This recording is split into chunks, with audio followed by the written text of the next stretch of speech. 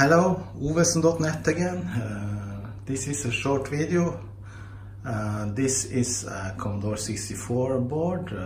However, this video is not about the Commodore 64.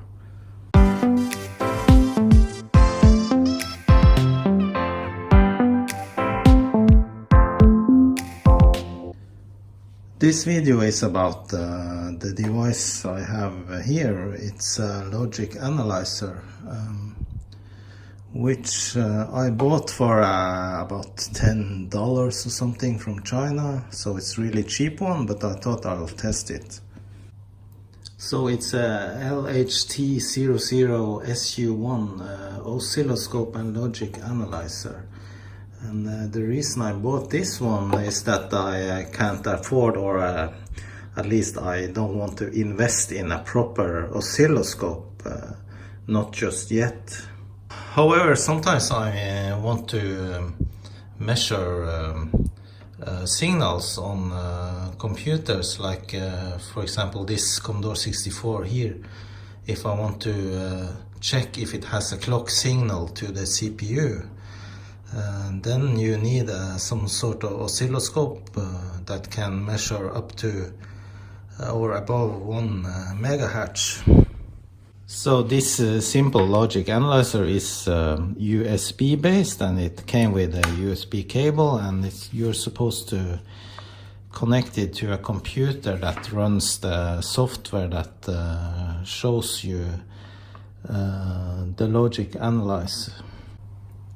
The device have 2 analog input lines and 8 digital input lines, and you see the input ranges here. So for analyzing the clock signal of my Commodore 64, I'll use one of the digital input lines and connect some of the leads here.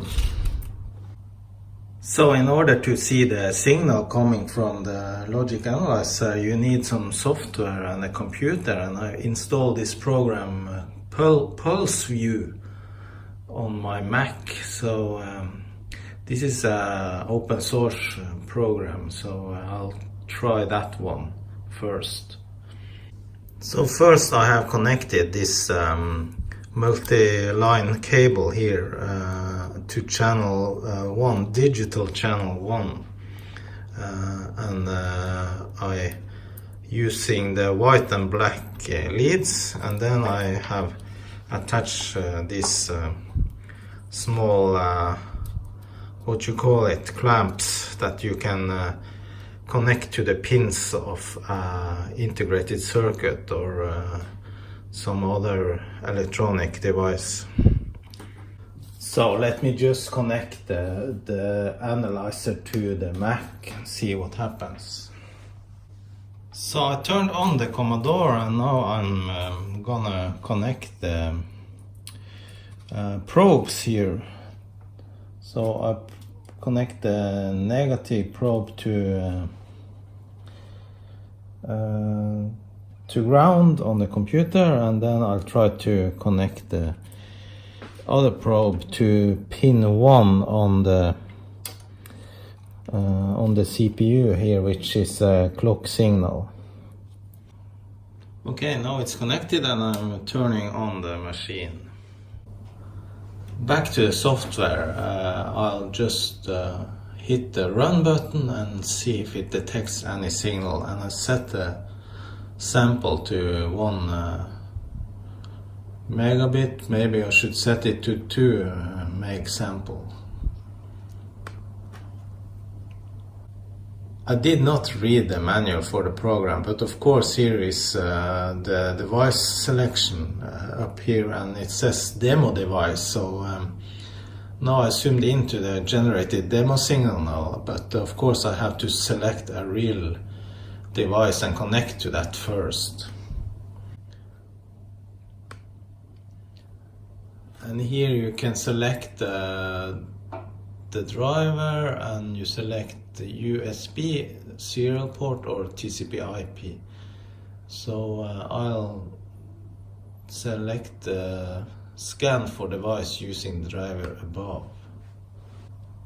That did not find anything, so I probably have to select some other driver, which I don't know at this point because I did not study this device. Okay, now I googled a bit and I found that this device should use this driver, FX2LAFW, generic driver. So let me try that and then scan for the device. Alright, it found one. Excellent. So I'll select that one. So let me try now and run a sample.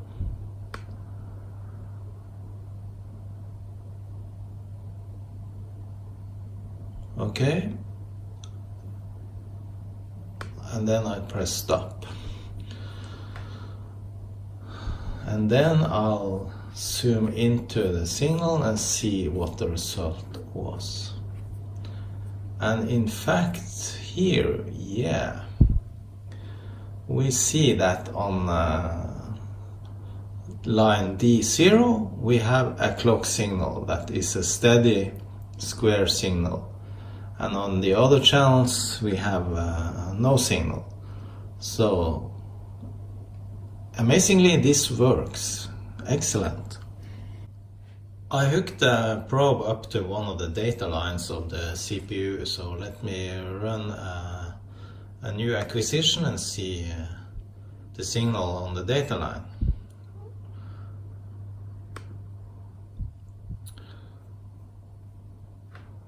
Alright, this looks interesting.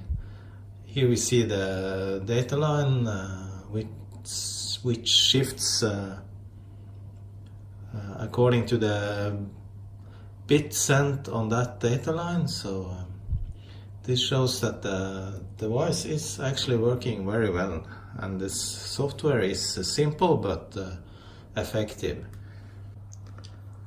Let me try a little more complicated test here. I connected another probe to the input clock and the first probe to the data line. So let me sample two channels at the same time.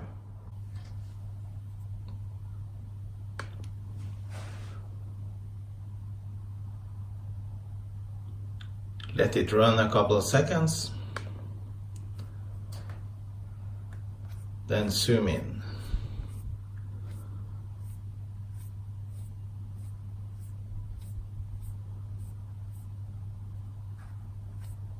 Okay, here we clearly see the clock signal on channel 1 and the data line on channel 0, and you see the pulses are exactly aligned with each other. So this is amazing. Alright, this was a short video.